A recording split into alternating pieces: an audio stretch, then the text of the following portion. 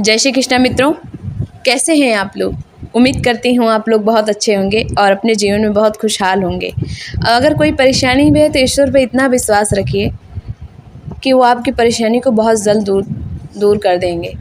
तो दोस्तों, हम आपके लिए एक सुंदर सी कहानी लेकर आए हैं। उम्मीद करते हैं आपको पसंद आएगी। तो दोस्तों, ये कहानी है जैसे को तैसा। कभी कभी कुछ दुष्ट लोग हमारे साथ दुष्टता करते हैं। उन्हें सबक सिखाने के लिए हमें भी एक तरकीब लगानी पड़ती है।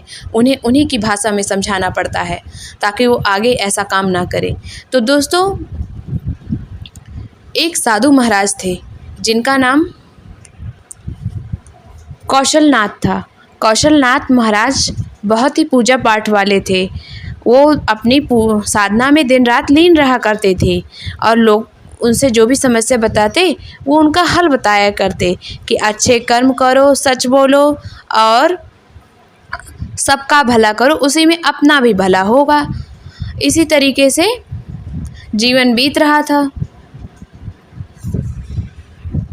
कौशलनाथ बाबा के मन में आया कि क्यों ना, बहुत दिन हो गए मैं किसी तीर्थ पर नहीं गया, अब समय आ गया है मैं तीर्थ पर चलता हूँ। उनके पास एक समस्या थी। और वैसे तो रहते झोपड़ी में थे, उनके पास ऐसा कुछ नहीं था जिसे चोर चक्का कोई ले जाता। एक कमंडल रहता, कुछ कपड़े, कुछ खाने पीने का सामान। आप तो जानते हैं एक साधु महाराज का जीवन कितना सात्विक होता है। तो कौशलनाथ जी के पास कुछ भक्तों के दिए हुए सोना था जो कभी कोई राजा महाराजा या कोई धनी आदमी दे जाता था। उन्होंने सोचा इस सोने को मैं अपने साथ ले जाऊं तो भी दिक्कत, इसको देखभाल में ही मेरा मन लगा रहेगा, मैं तीर्थ धाम क्या करूंगा।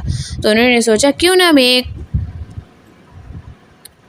ये से धनी राम सेठ को दे देता हूँ, उसके पास ही सुरक्षित रहेगा।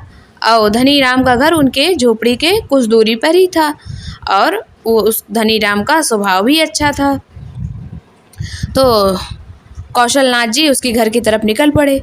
उन्होंने कहा, धनी राम सेठ जी, मैं तीर्थ पे जा रहा हूँ, ये मेरे सोने की कुछ सिक्कों की पोटली है और मैं अपने साथ इसे नहीं रख सकता, कृपया करके आप इसे रख लें। तो धनी राम ने कहा, अरे कौशलनाथ महाराज जी, आप मुझे सेठ जी क्यों कह रहे हैं, आप मुझे धनी राम ही कहिए या धनी धनी धनिया कहिए, आप मुझे जो है जी लगा कर मत कहिए। और वैसे तो मैं किसी का सामान नहीं रखता, लेकिन आप एक महात्मा है, ऊपर से ठहरे पड़ोसी, तो मैं आपको ना भी नहीं कह सकता। मैं रख लेता हूँ, आप जब आइएगा तो इसे ले लीजिएगा। इस तरीके से कौशलनाथ जी को बड़ी खुशी मिली कि चलो मेरी इस समस्या का भी हल हो गया, अब मैं आराम से तीर्थ धाम कर सकता हूँ। वो निकल पड़े और वो काफ़ी दिनों तक तीर्थ यात्रा करते रहे और उनको आने में कम से कम 6-7 महीने लग गए, क्योंकि पैदल यात्रा करनी, रुकना ठहरना, दूर दूर तीर्थ यात्रा पे जाना। और अच्छे से वो नहा धो के तीर्थ पर से सब पूजा पाठ कर कर आए। फिर अपने झोपड़ी में नहाया धोया, खाया पिया। फिर उन्हें दूसरे दिन लगा कि अब जाकर अपने सोने की पोटली ले आता हूँ। धनी राम ने इतने दिन रखा, क्या कम रखा, वो भी सोचेगा कि कहाँ देकर चले गए इतनी बड़ी जिम्मेदारी। और वो धनी राम के पास चले गए। धनी राम ने उन्हें धनी राम के घर पहुँचे कौशलनाथ जी। धनी राम ने उन्हें बैठाया, उनका स्वागत किया और खाने पीने का दिया। तो साधु महात्मा ने कहा, मुझे ये सब खाना पीना नहीं है, मैं बहुत सात्विक हूँ। उन्होंने बस थोड़ा सा पानी पिया और कहा कि धनी राम, आपको याद होगा मैंने तीर्थ पर जाने से पहले आपको सोने की पोटली दी थी, और तब क्योंकि मैं झोपड़ी में रहता नहीं, अब मैं आ गया हूँ तो आप मुझे वो पोटली दे दीजिए, क्योंकि वो मेरे भक्तों के द्वारा दी गई है और मैं उसे वापस लेने आया हूँ। तो धनी राम ने कुछ हकलाते हुए कहा, सेठ पोटली। तो कौशलनाथ जी ने कहा, हाँ तुम्हें याद है ना कि मैं पोटली देकर गया था, इसे संभाल कर रखना। तो धनी राम ने कहा, हाँ हाँ मुझे याद है, आपने दिया तो था, लेकिन क्या हुआ कि एक दिन अलमारी खुली रह गई और बड़ा सा चूहा आया, पोटली लेकर चला गया, खा लिया, क्या किया बहुत ढूंढा, मिला नहीं, उसने मुंह लटका लिया। फिर कौशलनाथ जी को बहुत बुरा लगा, वो चले गए, उन्होंने कुछ बोला नहीं। कुछ दिन बाद धनीराम का एक बेटा था, उसका एक ही बेटा था, उसका बड़ा दुलार था, वो गायब हो गया। अब चारों तरफ रोना पीटना मच गया और अपनी तरफ से सब ढूंढवाया गया, चारों तरफ भेजे गए, अपने आदमी को भेजा, जाओ देखो पूरे गांव में, लेकिन कहीं उसका बेटा नहीं मिला। अब वो एकदम थक हार के माथा पीट कर बैठा था। तब उधर से कौशलनाथ जी आए। उन्होंने कहा, अरे धनीराम, एक दिन क्या हुआ, तेरे बेटे को चील उठा के ले गया, मैंने देखा। तो उसने झुंझलाते हुआ कहा, क्या बात कर रहे हैं महाराज जी, क्या कोई चील किसी लड़के को उठा सकता है? आप कैसी बात कर रहे हैं, एकदम बेवकूफ़ों वाली।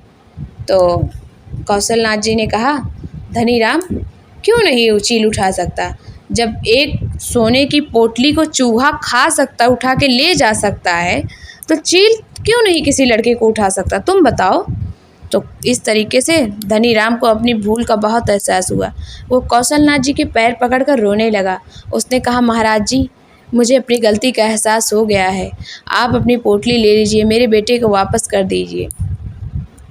तो कौशलनाथ जी ने कहा, मुझे उस पोटली की भी आवश्यकता नहीं है, लेकिन इससे ये पता चलता है कि तुम ईमानदार कितने हो। तुम्हारे अंदर लालच आया और तुमने ऐसा किया, मैंने तुम्हें सबक सिखाने के लिए ये सब किया था। कौशलनाथ जी ने धनीराम के बेटे को वापस कर दिया और उससे कहा, आइंदा ऐसा काम मत करना। अगर कोई तुम पर उसे भरोसा करता है तो तुम उसका भरोसा बचाए रखना तुम्हारा काम है। उसका भरोसा तोड़कर तुम महान नहीं बन जाओगे। इससे तुम कभी किसी के भरोसे लायक नहीं रह जाओगे और तुम जीवन में कुछ नहीं कर पाओगे। धनीराम ने कहा, महाराज जी, आगे से ऐसी गलती नहीं होगी। उसने महाराज जी को पोटली वापस की, उनसे क्षमा मांगी और आइंदा ऐसा ना करने के लिए कहा। उसने कहा, मैं ऐसी कोई गलती नहीं करूँगा। तो दोस्तों, ये कहानी आपको कैसी लगी कमेंट बॉक्स में ज़रूर बताइएगा। और आप भी, अगर आप पर कोई भरोसा करता है तो उसके भरोसे का मान रखिएगा। चलिए, मिलते हैं आपको एक नई कहानी के साथ। तब तक अपने परिवार का ध्यान रखिए। जय माता दी, जय श्री कृष्ण, सीताराम, राधे राधे।